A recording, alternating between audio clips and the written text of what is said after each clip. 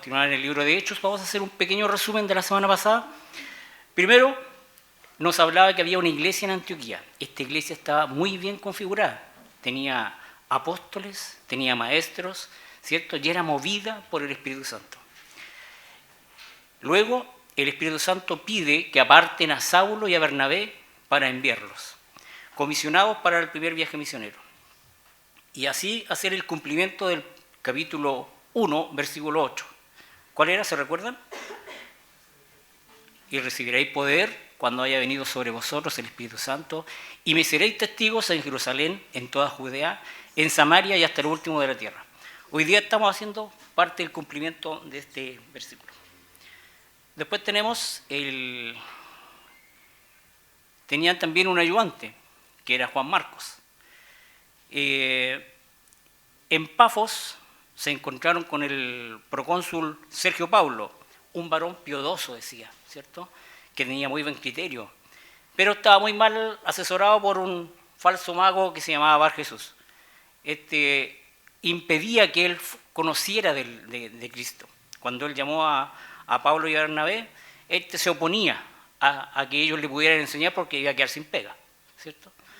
El versículo 9 nos decía que entonces Pablo, también llamado, lleno del Espíritu Santo, fijando los ojos en él, le dijo: oh, lleno de todo engaño y maldad, hijo del diablo, enemigo de toda justicia, ¿cierto? Y este tipo quedó ciego. Y se maravilló aún más este procónsul Sergio Paulo. Ok, esa es la introducción a lo que vimos la semana pasada. Ahora,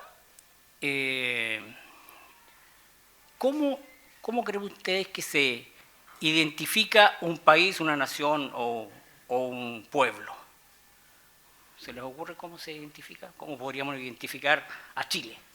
Por las empanadas, ¿cierto? La cueca, el lenguaje, ¿cierto? Una franja grande de tierra, ¿cierto? Puede ser por la población, por el gobierno, por la soberanía, los símbolos nacionales, el idioma, las fronteras, sistema legal, y así la economía, ¿cierto? Podemos pensar en qué tan rico es, qué tan pobre es, las oportunidades que hay, y así podemos ser atractivos en la ciudad para que alguien venga. Bueno, ¿qué tiene que ver esto con el estudio? A lo mejor nada, pero era para introducirlo. No, sí tiene que ver. Tiene que ver porque en algún minuto vamos a ver cómo Pablo utiliza la historia para convencer al pueblo, ¿ya? Así que esa era la idea, ¿ya? Entonces, vámonos al capítulo 13, Pablo y Bernabé en Antioquía. Dice el versículo 13: habiendo zarpado de Pafos, Pablo y sus compañeros arribaron a Perge de Panfilia, pero Juan, apartándose de ellos, volvió a Jerusalén. Entonces, habiendo zarpado hacia Pafos, este grupo de misioneros ahora se describe como Pablo y sus compañeros. Anteriormente, en el versículo 7, podíamos ver que decía Bernabé y Saulo, ¿ya? Ahora cambiamos a Pablo y su equipo. A partir de este minuto, el liderazgo ya lo comienza Pablo. Perge de Panfilia está ubicada en Chipre y llegaron, esto vendría siendo con lo que es Turquía hoy día, ¿ya? Ese es el lugar geográfico. En los relatos se nos menciona que Juan se aparta del grupo, volviendo a Jerusalén. Algunos piensan que Juan Marco se sintió mal porque ya el liderazgo no lo tenía su tío, que era Bernabé, ¿ya? Otros piensan que no se llevaba muy bien con Pablo. Otros piensan que definitivamente echaba de menos a la mamá y se devolvió a su tierra, ¿ya? Otros pensaban que a lo mejor se contagió de malaria, ¿ya? Y eso es posible porque Pablo se contagió de malaria, ¿ya? En Hechos 12:25 dice que Pablo y sus compañeros pudieron haberse contagiado, ¿ya? En Gálatas también lo menciona, en Gálatas 13.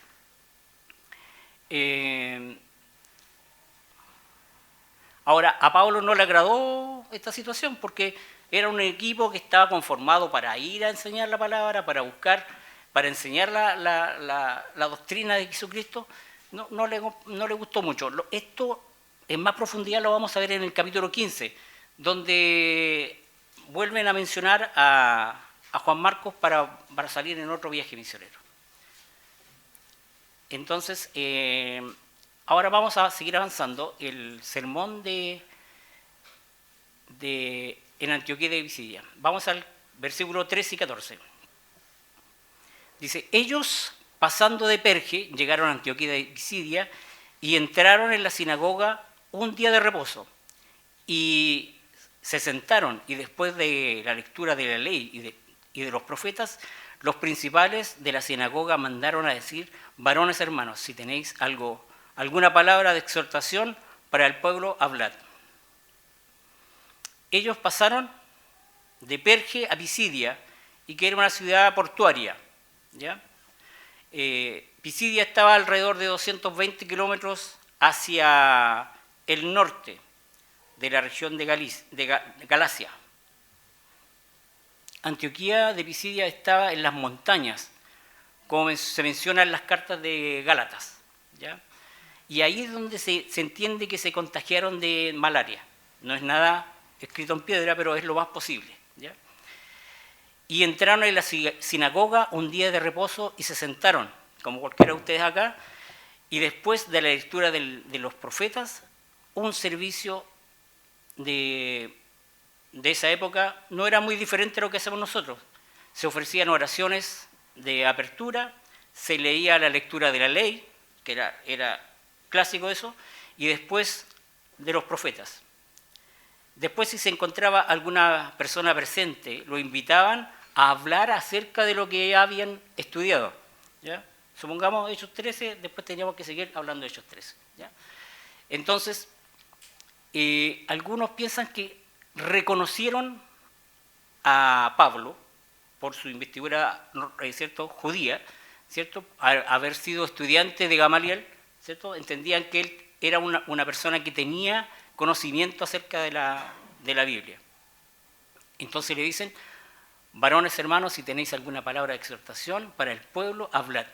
Ahora, súper interesante eso, porque se abrió la ventana, o se abrió la puerta, digámoslo así. Cuando usted está con alguien y le dice, oye, ¿tú eres cristiano? Sí. Oye, ¿qué haces?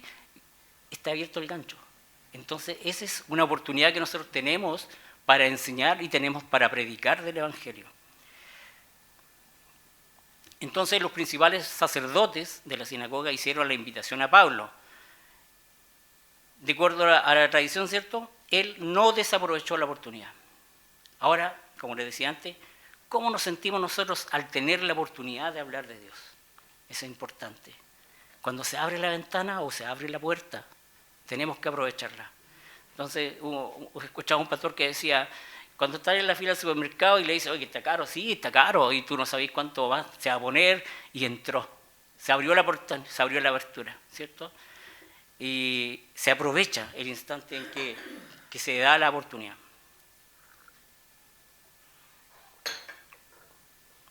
Vamos al versículo 16. Entonces Pablo, levantándose, hecha la señal de silencio con la mano, dijo, varones israelitas, y los que teméis a Dios, oíd. El Dios de este pueblo de Israel escogió a nuestros padres y enalteció al pueblo, siendo ellos extranjeros en tierra de Egipto, y con brazo lo levantó, lo sacó de ella. Y por un tiempo, como de 40 años, los soportó en el desierto, y habiendo destruido 7 naciones en la tierra de Canaán, les dio la heredad de su territorio. Después, como por 40 años, les dio jueces hasta Samuel. Luego pidieron rey, y Dios les dio a Saúl, hijo de Cis, varón de la tribu de Benjamín, por 40 años.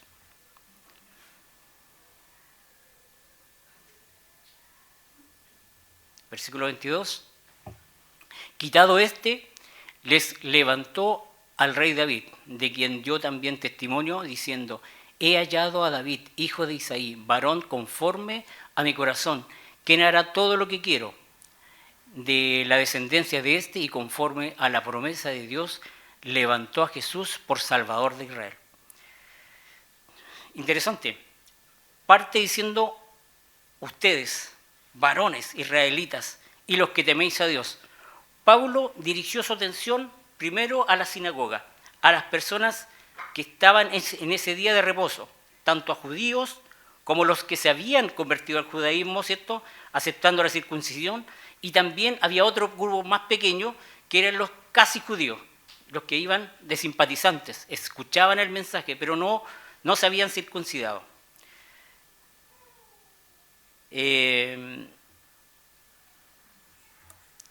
Y conforme a la promesa de Dios, levantó a Jesús como el Salvador de Israel. Eso es lo más interesante de esto, es que una vez que les dice acerca de todo lo que habían hablado, les menciona que Jesús es el Salvador. Entonces, primero, la elección de los, parte mencionando la elección de los patriarcas, ¿cierto? Y interesante, o si han pensado alguna vez, ¿de a dónde salió el pueblo de Israel? De un pequeño pueblito, chico, idólatra, ¿cierto? Donde vivía Abraham. Pequeño. Podría haber sacado de Egipto, que era ya un imperio, pero no, el Señor tomó un pequeño pueblito, a una persona y a su parentela, para convertirla en una gran nación. Y parte reconociendo que este pequeño grupo de personas, ¿cierto?, los patriarcas, a Abraham, Isaac y Jacob, de ahí tomó al pueblo de Israel. Después habla de la liberación de Egipto y que lo sacó con poder de allí. El tiempo que pasaron en el desierto, lo reconoce, estuvieron 40 años en el desierto. La conquista, reconoce que una vez que salieron de ahí, tomaron y conquistaron el pueblo de Canaán, todo el terreno que Dios le había ofrecido. El tiempo que tuvieron jueces para ser gobernados por Dios directamente, y nos menciona hasta Samuel. Samuel se entristece mucho cuando le piden rey. Dice: me han desechado a mí y a ti. El pueblo nos ha desechado. Y el Señor le dice: tranquilo, rey pidieron, rey les doy, ¿cierto? Ahora asuman sus consecuencias, ¿cierto? Y nos dice: y eligieron a la monarquía, al rey Saúl, y su destrucción, lo que pasó con él por no hacer caso a Dios, ¿cierto? Por no tenerlo por prioridad. Cuando ofreció holocausto a Jesús sin esperar a Samuel. Y termina con David. Dice, ¿y qué decía de él? Que era un hombre conforme a su corazón y que de él vendría el Salvador de Israel. Hasta ahí me maravillaba porque decíamos antes, leían la ley y a los profetas. Hasta ahí llegaba su lenguaje, su rutina diaria de ir todos los domingos como la canción, ¿cierto? Todos los domingos iban y leían la ley y los profetas. Y hoy día se presenta un Pablo que les dice: comenzamos allá con un pequeño pueblito, pasó esto, otro, lo que yo les decía, cómo identificamos un país, ¿cierto? La historia la lleva y va mostrándoles cómo aparece Jesús en este mensaje, cosa que se saltaban los judíos, ¿cierto? Y todo continúa finalmente con Jesús. Este repaso de la historia demuestra cómo Dios tiene un plan en la historia y que tiene un sentido y se va conectando una con otra. ¿Se fijan? Toda la Biblia nos lleva siempre a Jesús. Toda la Biblia nos conecta a nuestro Salvador. Jesús es el objetivo de la historia con nosotros. Vamos al verso 24. Dice: antes de su venida, predicó Juan el Bautista el arrepentimiento a todo el pueblo de Israel. Mas cuando Juan terminó su carrera, dijo: ¿quién pensáis que soy yo? Yo no soy él, mas he aquí, viene tras de mí quien no soy digno de desatar su calzado de los pies. 26. Varones hermanos, hijos del linaje de Abraham, y los que entre vosotros teméis a Dios, a vosotros es enviada la palabra de esta salvación. 27. Porque los habitantes de Jerusalén y sus gobernantes, no conociendo a Jesús ni las palabras de los profetas, que se leen todos los días de reposo, las cumplieron al condenarle. Y sin hallar en él causa digna de muerte, pidieron a Pilato que lo matasen. Y habiendo cumplido todas las cosas de que en él estaban escritas, quitándolo del madero, lo pusieron en el sepulcro.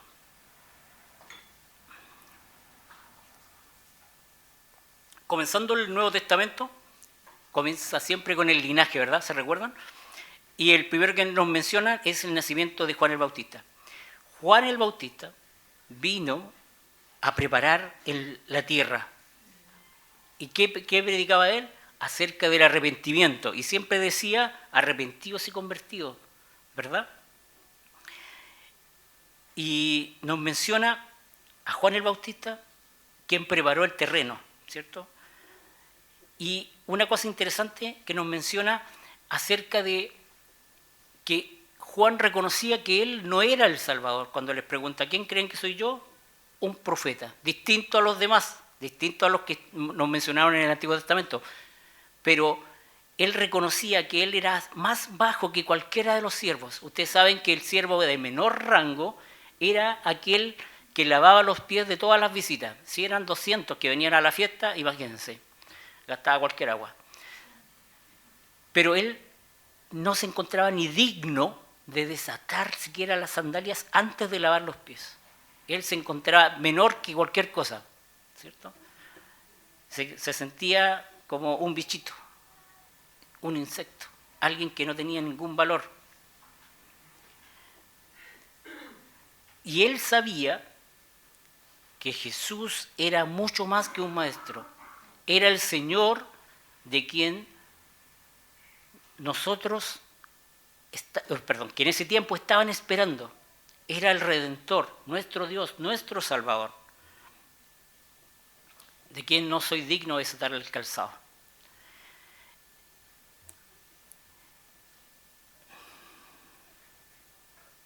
Después menciona que los habitantes de Jerusalén y sus gobernantes, no conociendo a Jesús ni sus palabras, de los que los profetas leen todos los días el día de reposo. ¿Se imaginan? Hablaban de la ley, hablaban de las hazañas de los profetas, pero no conocían o no habían entendido el mensaje claro del Redentor que venía. Los habitantes de Jerusalén y sus alrededores no conocían las Escrituras con cabalidad, rechazaban a Jesús como Salvador, solo lo vieron como una gran persona que hizo grandes obras y prodigios y que les estaba haciendo la cama, ¿cierto? Porque estaba trayendo la atención a él en ese tiempo. Ni las palabras de los profetas que se leen todos los días de reposo. Imagínense, iban a la iglesia y lo único que hacían era escuchar a los profetas. La ley, la ley, la ley, la ley. Pero la ley no nos hace salvos. Es Jesús quien nos hace salvos, ¿cierto? Porque Dios cumplió la ley a cabalidad, ¿cierto?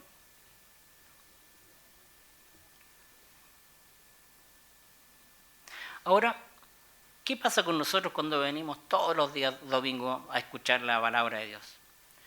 ¿Solo estamos atentos al conocimiento? ¿Estamos atentos o estamos creciendo en la palabra, haciendo la voluntad de Dios en nuestras vidas?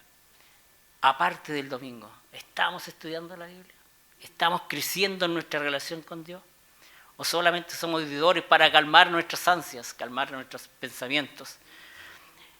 Eso debe quedarnos súper claro, que así como estas personas iban todos los domingos, pero no entendían qué pasaba con la ley o cómo era el cumplimiento de la palabra, nosotros tenemos la posibilidad hoy día, de muchos medios, por muchos motivos, podemos tener la posibilidad de crecer espiritualmente, crecer en la palabra, ¿ya? Y habiendo cumplido todas las cosas de él, que en él estaban escritas, quitándolo del madero, lo pusieron en el sepulcro. como que se nos pasa tan rápido desde que dijo, aquí está Jesús, ¿cierto? Lo reconocen como Dios y Salvador, camino que preparó ¿cierto? Juan el Bautista, y ahora los estamos, como que pasa muy rápida la historia, pero en este minuto les dice, y ahora habiendo cumplido todas las promesas, las profecías acerca de Jesús que estaba escrita por los profetas.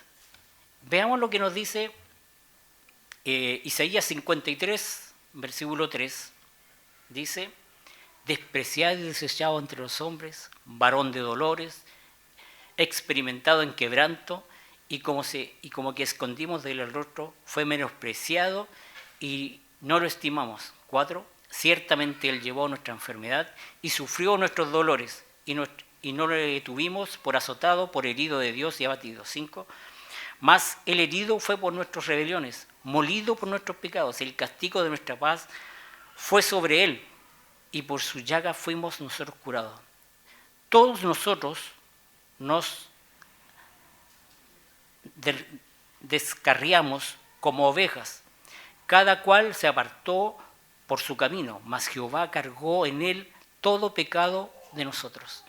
Entonces, si se fijan, esto es historia, esto es lo que leían ellos acerca de los profetas, y estaba diciendo que iba a venir un Salvador y que iba a llevar sobre sus hombros todas nuestras culpas, todas nuestras rebeliones, todos nuestros pecados.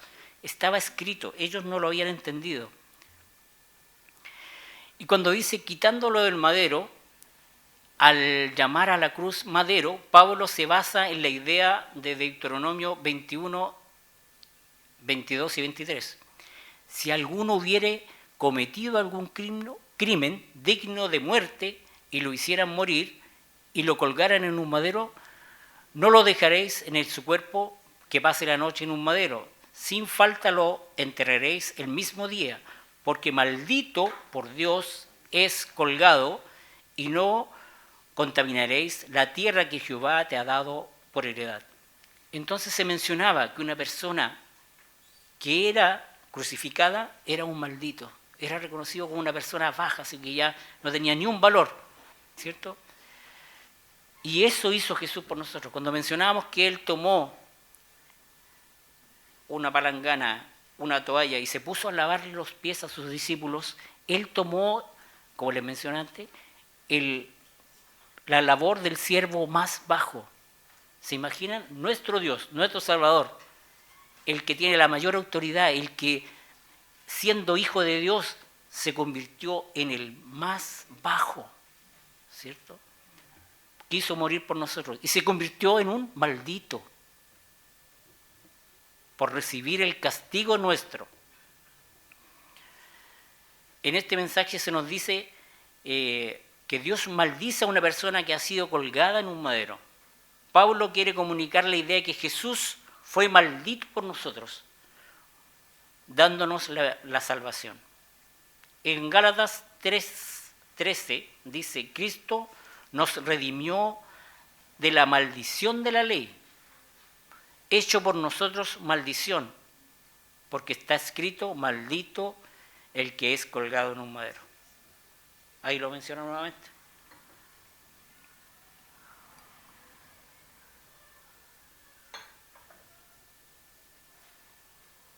Ahora vamos a leer del 30 al 37, y aquí vemos cómo Pablo predica al Jesucristo resucitado. 30 dice, mas Dios le levantó de los muertos, y él se apareció durante muchos días a los que habían subido juntamente con él a Galilea de Jerusalén, los cuales ahora son sus testigos ante el pueblo, y nosotros también os anunciamos el evangelio de aquella promesa hacia nuestros padres, el cual ha cumplido a sus hijos, a nosotros, resucitando a Jesús, como está escrito también en el Salmo 2. Mi hijo eres tú, y yo te he engendrado hoy.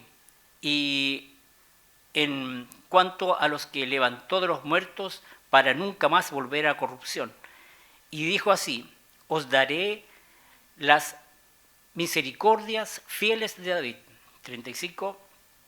Por eso dice también en otro salmo, no permitirás que tu santo vea corrupción, porque a la verdad David, habiendo servido a su propia generación según la voluntad de Dios, durmió y fue reunido con sus padres y vio corrupción, mas aquel de quien Dios levantó no vio corrupción.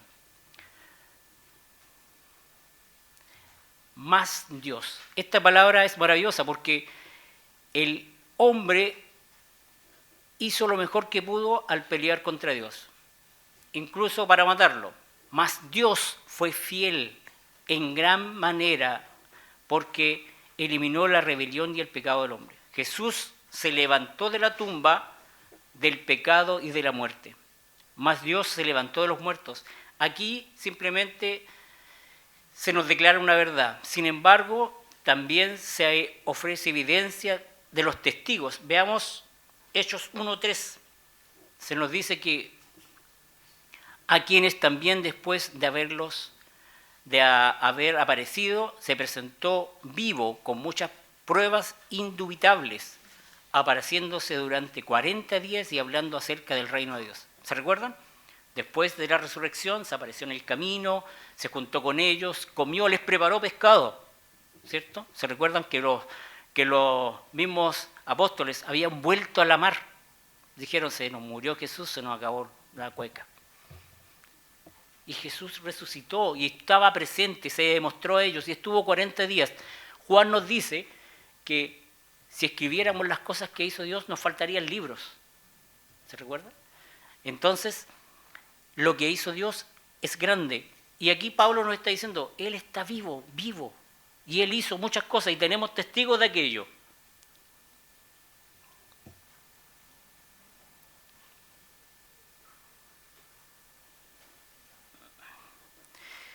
Pablo no se conformó en solamente decirle esto pasó, solamente él estaba dando ejemplos vivos de lo que pasó, ¿cierto?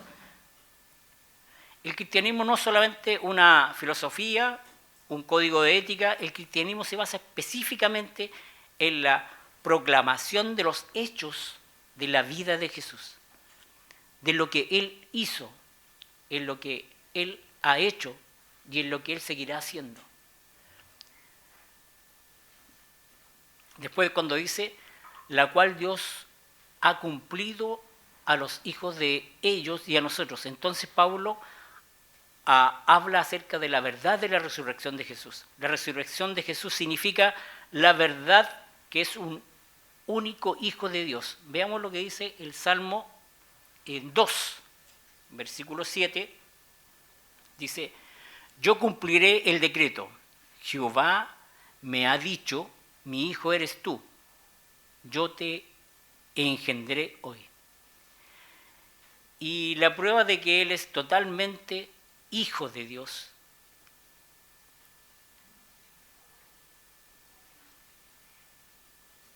ahora cuando habla de engendrar, esto algunas personas o los testigos de Jehová dicen, vean, aquí dice que Jesús es hijo de Dios, o sea que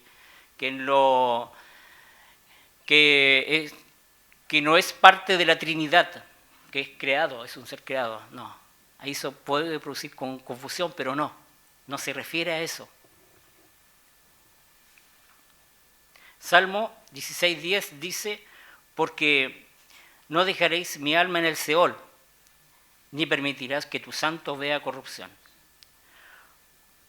Porque a la verdad, ¿cierto? David, que era el escogido por Dios y desde quien nació Jesús, murió como una persona natural, ¿cierto? Fue enterrado junto a sus padres, como era la tradición, y él vio corrupción como persona natural, porque uno muere y se descompone.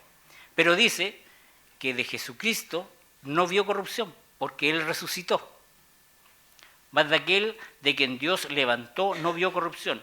La frase de Hechos 13:37 se refiere a la resurrección de Jesús. Esta frase extraída del Salmo 16:10, que lo leímos recién, ¿cierto? No permitirás que tu santo vea corrupción, fue porque Jesús, ¿cierto?, resucitó de los muertos. Y Él no está en la tumba. Ahí, por más que la busquen, no la van a encontrar. porque Dios hizo ese milagro, la resurrección. Vamos a leer del 13 al 41, 38 al 41. Dice: Sabed pues esto, varones hermanos, que por medio de él se os anunció perdón de pecados, y que todo aquello de que porque la ley de Moisés no pudierais ser justificados, en él es justificado todo aquel que cree. Mirad pues que no venga sobre vosotros lo que ha hecho de los profetas. Mirad, oh menospreciadores, o asombraos y desapareced, porque yo hago una obra en vuestros días, obra que no creéis si alguien la contare. Porque por medio de él os anuncio el perdón de pecados. Ahora va subiendo nuestro rango de habilidades o de conocimiento acerca de Jesús. Primero dijo, ¿cierto? Nació, murió y ahora él es nuestro perdonador de pecados. ¿Ya?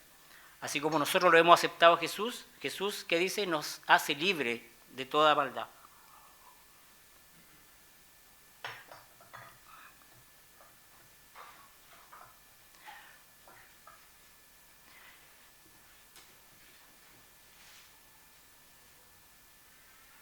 La religión dice que haciendo cosas podemos obtener una salvación. Muchas religiones falsas dicen que debes hacer cosas para ganarte la salvación. Y nosotros creemos, por lo que nos dice la Biblia, es que nosotros al aceptar a Jesús y hacer su voluntad, somos libres de pecado. Por eso decía que todo aquello que la ley y Moisés no pudiste ser justificado. Por la ley no somos salvos. La ley no nos hace salvos, pero sí el creer en Jesús y en la salvación. Al pensar esto, damos honra a Dios.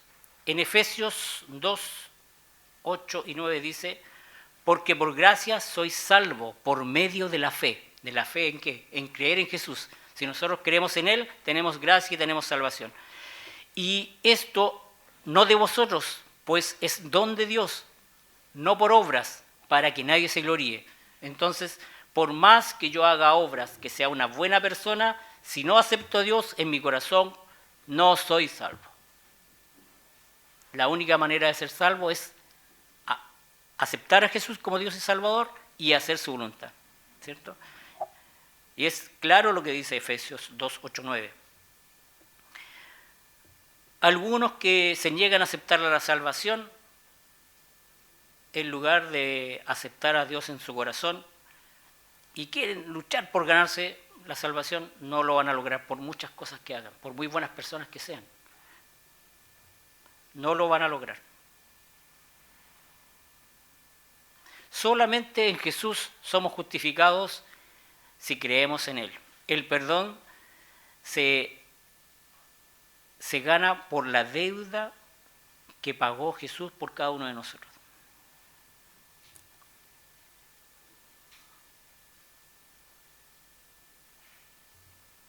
Vamos al versículo 42 y 43. Dice: muchas personas, tanto judíos como gentiles, expresan interés en el mensaje de Pablo. Dice el 42, cuando salieron ellos de la sinagoga de los judíos, los gentiles le rogaban que el siguiente día de reposo les hablasen estas cosas. 43, y despedida la congregación, muchos de los judíos y de los prosélitos piadosos, según siguieron a Pablo y a Bernabé, quienes hablándoles les persuadían que le perseverasen en la gracia de Dios. Entonces, cuando salieron, terminó el discurso, en este minuto ya terminó el discurso de Pablo, terminando la reunión, se encuentran estas personas. Dice que eran los judíos, los gentiles, le rogaban que al siguiente día de reposo volvieran a enseñarles, porque vieron un tipo de enseñanza distinta. Si bien se basaba en lo mismo que habían estado hablando, no sabemos específicamente qué versículo, qué párrafo, qué papiro estuvieron leyendo, pero en este minuto los tipos están extasiados. Dijeron, lo que nos están diciendo es distinto o la explicación que nos están dando fue más allá de lo que decía solamente el texto. Porque yo podría agarrar la Biblia como el dedito, ¿cierto? Mágico, pum, me tocó ese versículo. Y leo ese versículo y me quedo con eso para todo el día. Pero no, ellos le explicaron, entendieron el mensaje y Pablo fue más allá de todo, ¿verdad? Y toda la congregación y muchos de los judíos y de los prosélitos piadosos le pedían que vinieran otra vez.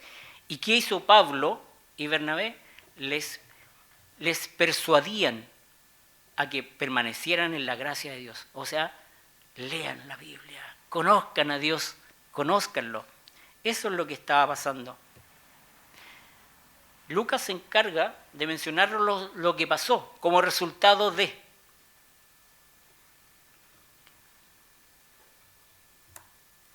Vamos al versículo 44 y 45. Al siguiente día de reposo, se juntó casi toda la ciudad para oír la palabra de Dios. Pero vinieron los judíos, la muchedumbre, se llenaron de celos y rebatían la palabra de Pablo y contradiciendo y blasfemando. ¿Se imaginan? Este día todos nos vamos contentos y vuelve el doble o el triple de la gente porque escucharon, ustedes fueron capaces de transmitir lo que estaba pasando. En ese tiempo entendemos que no habían redes sociales, no había televisión, no había radio, no había cómo, pero sí el boca a boca. En ese minuto existía el cómo nosotros, al empaparnos de la palabra, debemos comunicarla. ¿Se fijan? Cómo un pueblo pudo llegar toda la ciudad. Imagínense, las sinagogas eran chiquititas. Solamente estaba hecha para los judíos. No iban ni las mujeres. Y nos habla que toda la ciudad. ¿Cómo se llegó a comunicar el Evangelio de esa manera? Es que debe haber sido muy impactante para ellos haber entendido la palabra. Una nueva revelación, una nueva visión, algo distinto. ¿Pero de quién se trataba? Se trataba de Jesús, ¿cierto? Se proclamaba el Evangelio de Dios. La palabra creció rápidamente, se divulgó.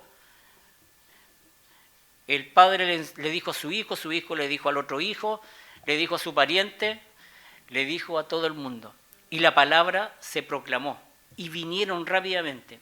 Veamos lo que nos dice. Se juntó toda la ciudad para oír la palabra de Dios. ¿Cuál fue el mensaje? La palabra de Dios. No fue, hoy día vamos a hablar de prosperidad. No, lo que enseñaban era la palabra de Dios. Versículo 44. ¿Qué se estaba pregonando? La palabra de Dios. Pablo y Bernabé les compartieron primero la palabra de Dios. Versículo 46. La gente respondieron a la palabra de Dios, versículo 48. La palabra de Dios se esparció por toda la región, en el versículo 49. ¿Entienden?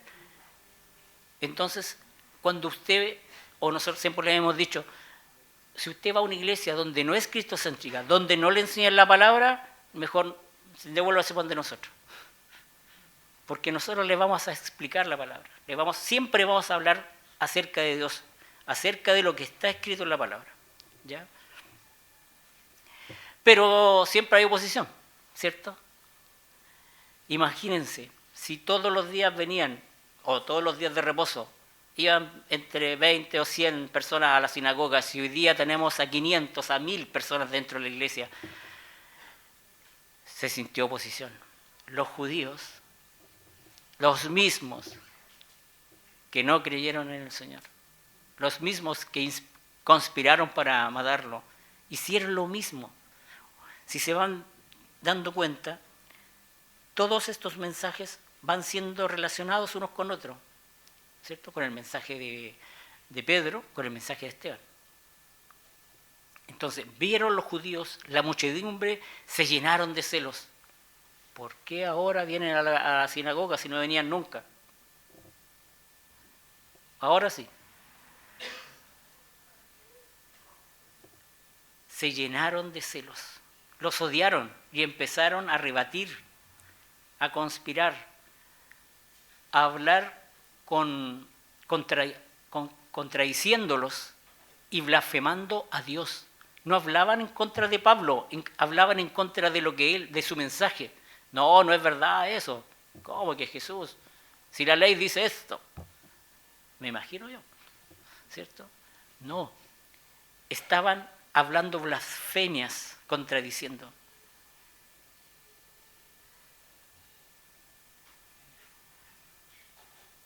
Parece muy extraño que la misma gente religiosa haya cambiado y tergiversado el mensaje de Dios. Vámonos al 46.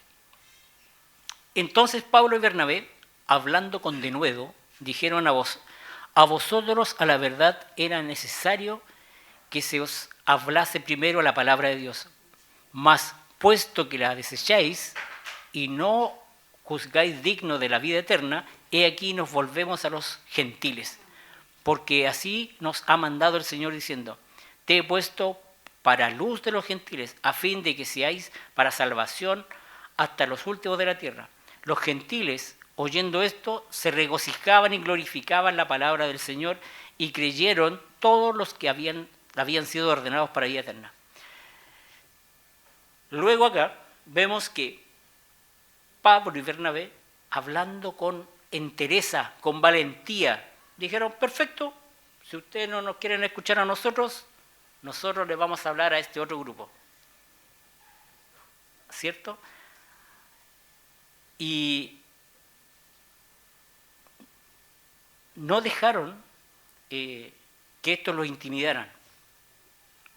Con valentía hablaron de la palabra de Dios.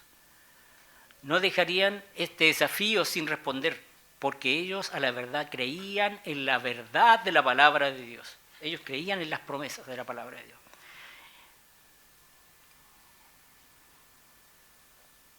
¿Y qué pasó? Dice, más que desechasteis y no te juzgaste dignos de la vida eterna, y aquí nos volvemos a los gentiles. Entonces, de hoy día en adelante, el foco ya no va a estar en las sinagogas. Pablo, en todo el tiempo, siempre insistía en ir a las iglesias. Partir ahí decía, y era una buena estrategia, porque si se fijan, ir donde los judíos. Y había más gente, y esta trajo más gente, fue una buena estrategia. Pero dice, ellos se fueron hacia los gentiles. Y nosotros hoy día somos esos gentiles.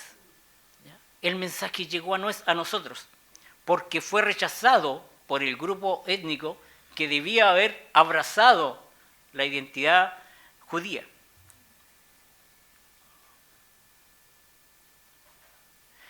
Entonces, cuando usted quiere llegar o hablar de Jesús, siempre comience por el grupo más pequeño, comience por su hogar, comience por la familia, comience por los amigos, el trabajo, ¿cierto? ¿Es difícil? Es difícil. A veces nos cuesta, pero partimos de nuevo al principio. Cuando se abre la puerta, aprovechemos, ¿cierto? Porque a veces puede ocurrir que en la familia donde se produce mayor oposición a la palabra de Dios, ya me estáis hablando del Señor, yo no quiero escuchar nada del Señor, ¿cierto? Se ríen porque no han escuchado, lo han vivido, ¿cierto? Pero si este grupito no quiere, hay otro grupito que puede querer, ¿cierto? Escuchar la palabra de Dios. Los gentiles oyeron esto, se regocijaban y glorificaban la palabra del Señor. Y creyeron todos los que estaban ordenados para vida eterna. Veamos lo que nos dice Romanos 1:16. Dice, porque no me avergüenzo del Evangelio, porque es poder de Dios para salvación a todo aquel que cree, el judío primeramente y también al griego. Cuando hablamos del griego hablamos de todo el resto, ¿verdad? La salvación es de Dios. Dice, no me avergüenzo del Evangelio. ¿Qué es el Evangelio? Proclamar las buenas nuevas de salvación. Cuando hablamos eso, nosotros somos quienes debemos llevar el Evangelio, proclamar la palabra de salvación a todo aquel, no importa lo que sea, no importa raza, no importa la etnia, no importa dónde viva, debemos llevar el Evangelio, ¿cierto? Ya fue proclamado a los judíos primeramente y ahora también al griego, ¿cierto? Que nos decía el versículo 8 del capítulo 1, ir por todo el mundo y predicar el Evangelio. Y el cumplimiento de la profecía se cita en Isaías 49, versículo 6.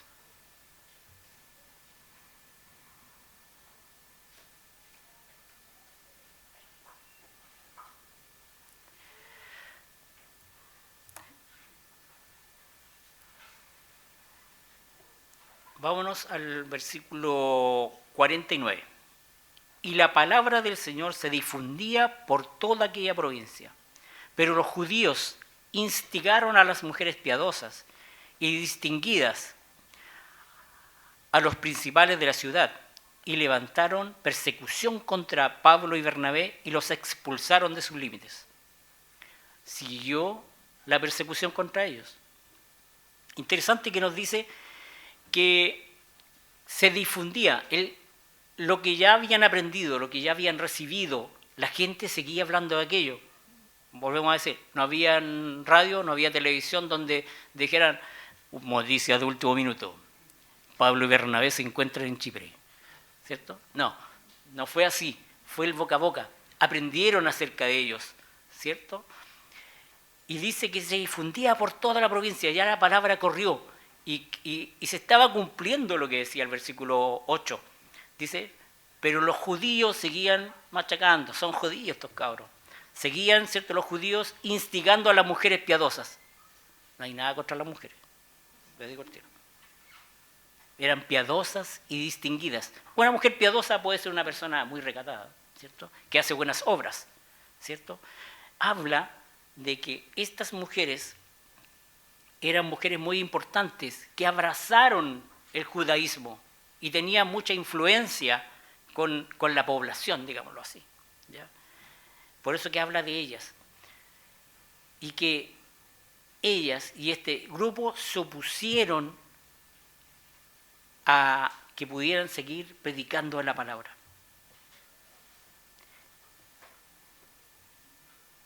Y levantaron una persecución contra Pablo y Bernabé para expulsarlos de su lugar geográfico donde estaban.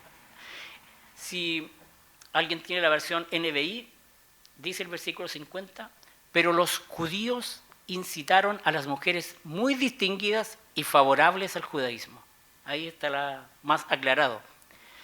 Y los hombres más prominentes de la ciudad, y provocaron una persecución contra Pablo y Bernabé, tanto que los expulsaron de la región.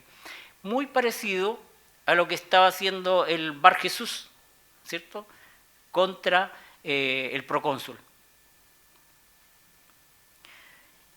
Siempre que el Evangelio va creciendo va a haber oposición. Nosotros debemos dar gracias a Dios que todavía tenemos un país donde podemos y tenemos libertad de culto. Pero siempre va a haber oposición porque el diablo no quiere que nosotros crezcamos. Hoy día, si se fijan, la atención no está puesta quizás en los adultos para engañarnos o seducirnos. La atención está en los niños y en los jóvenes. Todo lo que nosotros vemos en la televisión, todo lo que se está desarrollando en el Internet es maravilloso, pero todo está enfocado en eso. Las noticias hoy día están el foco en sacar nuestra atención de la palabra, en sacar la atención de Dios. Entonces, nosotros debemos proteger a nuestros niños, debemos ver lo que ellos ven, debemos cuidar lo que ellos ven, ¿ya? ¿Qué está llamando su atención? Porque Satanás no está buscando la atención de nosotros, a nosotros dice, ya, listo, si a esto les doy una cura tranquila y lo hago caer al tiro. Pero a los niños es donde está el foco, ¿cierto? Hoy día todas estas minorías sexuales están cautivando desde pequeños, ¿cierto? Ustedes ya entienden esto que los dicen niños o niñas, ya no los quieren decir, les tratan de niños, no son niños ni niñas. Porque ahí está el foco. Vámonos al versículo 52. Y este es el culmine del estudio de hoy. Dice, la reacción de Pablo y Bernabé y su expulsión de la ciudad de Antioquía de Pisidia. Entonces sacudiendo contra ellos el polvo de sus pies, llegaron a Iconio, y los discípulos estaban llenos de gozo y del Espíritu Santo. Por más que le hicieron la vida imposible, bien, dijeron, si no nos quieren escuchar, nos vamos, pero piensen una cosa, en 2 semanas aproximadamente que estuvieron ahí, se formó una tremenda congregación, se formó un tremendo se revolucionó esa ciudad. Y mucha gente, como vimos antes, creyó a la palabra de Dios. Estaba cumplido el propósito. El propósito era llevar el Evangelio. 3 personas, que finalmente terminaron 2 personas. 2 personas movieron a toda una ciudad. 2 personas que estaban muy claros en cómo llevar el Evangelio, en poder contar la historia desde el principio hasta el final, hasta donde estaban ellos. 2 personas fueron capaces de revolucionar a toda una ciudad. Sacudiendo el polvo de los pies, él hace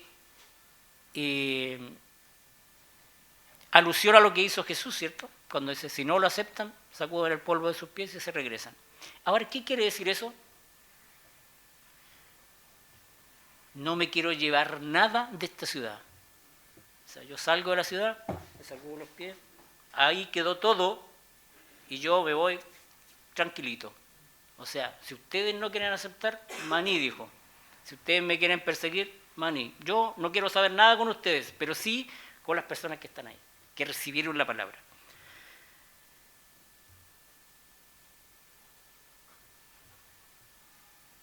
Ellos se fueron llenos de gozo, se fueron muy contentos porque habían cumplido el objetivo. ¿Sí? En mi época de joven, tuve una oportunidad de participar de un grupo evangelístico y bueno, éramos medio raros, pero andábamos con equipos, con guitarras, con parlantes, arriba de la micro, en furgones, y salíamos a predicar, nos juntábamos con amigos en un grupo y predicábamos, metíamos boche. Sí, metíamos boche. Nuestro anhelo era llevar la palabra. Y decíamos, uno que llegue. Es bendición. Llegaban a veces más de uno, aceptaban al Señor en el minuto. Hacíamos algo mal porque no le hacíamos seguimiento, no lo cuidábamos, no lo traíamos a la iglesia. Solamente era el impulso de llamar a la gente, predicar el Evangelio. Pero siempre nuestro propósito era llevar el Evangelio y a nosotros nos contestaba con uno que aceptara a Dios.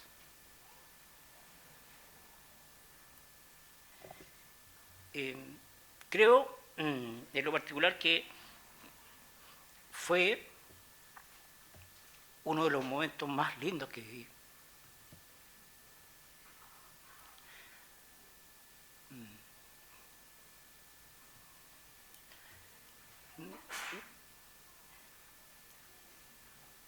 Hoy día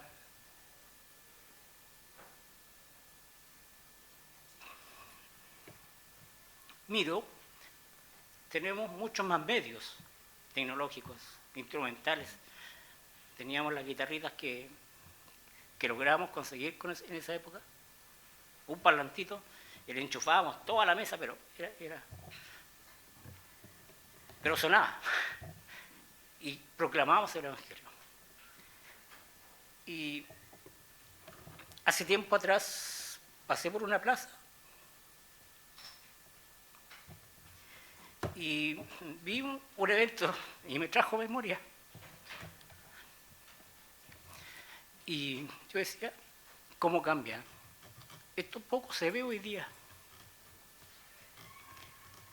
Y pensaba, ¿cómo yo estoy llevando el Evangelio? O cómo debería llevarlo ahora que tengo más conocimiento, que Dios me ha traído quizás de una iglesia muy legalista, donde era muy rígido y donde conocía a Dios de otra manera, y he aprendido a cómo enseñar la palabra y cómo llevarla, pero ¿qué más estoy haciendo por Dios? Entonces, ¿qué gozo me produce enseñar la palabra? ¿Cómo lo estoy haciendo?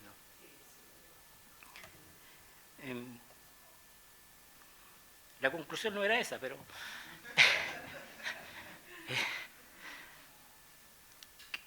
la idea es saber. Pablo enseñó la palabra. Y dice ahí que solamente hizo eso. Enseñó lo que estaba en la Biblia. No dijo, gran campaña, tenemos salvación para todo el mundo, sanidad divina. Eso era el mensaje en esa época. Campaña de salvación y sanidad divina. Lo único que ofrecíamos era sanidad. Y que llegaban los mismos evangélicos.